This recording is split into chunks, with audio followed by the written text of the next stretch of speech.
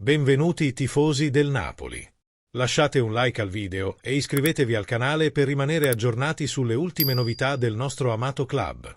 La partita si è fatta nervosa, avete rischiato, iniziamo da Romelu. Sono molto contento per il ragazzo, sappiamo benissimo del grave infortunio durante il ritiro. Quando si tratta della rottura del tendine del quadricipite, ha deciso di non operarsi e quindi c'è stato un iter molto particolare. Romelu ancora non è al 100%, quindi può essere utilizzato nelle situazioni in cui dobbiamo riempire l'area contro squadre che si stanno difendendo. Lui è dominante lì. So quanto sta soffrendo perché non ci può dare un apporto, so quanto vorrebbe aiutarmi per un rapporto personale molto stretto. Sta crescendo di condizione e io sto cercando di utilizzarlo nelle migliori situazioni. Lui oggi ha inciso. Partita in cui avevamo tutto da perdere, si poteva fare molto meglio. Primo tempo abbiamo trovato il gol subito e siamo andati in gestione. Abbiamo fatto circolare palla molto lentamente. Durante l'intervallo avevo detto ai ragazzi che sono partite in cui si rivolta tutto contro per un episodio. Una punizione, un calcio d'angolo. Siamo stati bravi a mantenere l'equilibrio. Oggi ci stiamo costruendo il nostro futuro per quello che faremo l'anno prossimo. Quale competizione giocheremo? Se la Champions, l'Europa League, la Conference o se sarà un anno senza Europa.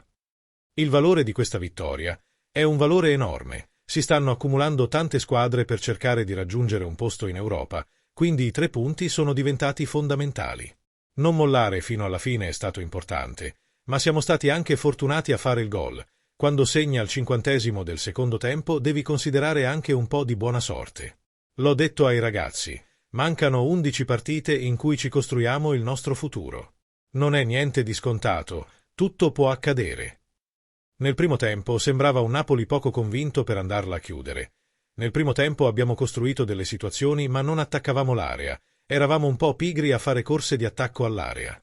Tante volte palleggi, ma una volta che riesci a trovare Rasmus e c'è uno scarico, bisogna attaccare lì. Oggi eravamo un po' pigri in queste situazioni. Non dimentichiamo che abbiamo un attacco molto giovane, 24 anni, 23 anni e 22 anni. Stiamo trovando soluzioni. Perché poi dimentichiamo che manca Neres dal 1921. E prima Neres era diventato il giocatore fantastico. Poi ci dimentichiamo le cose. Noi stiamo sopperendo a tantissimi infortuni che sono passati sotto traccia. Vergara sta facendo sicuramente un buon lavoro. Alisson non dimentichiamo che non aveva fatto una partita da titolare allo Sporting Lisbona, poi viene da noi e gioca titolare. Una domanda ce la dobbiamo fare. Dire grazie per quello che stiamo facendo. Sugli infortuni. Anguissa la settimana scorsa si è allenato con noi, deve sentirsi bene lui. 10 giorni fa non si sentiva in grado di allenarsi con noi. Abbiamo Paralto. Deve essere anche lui a dirmelo.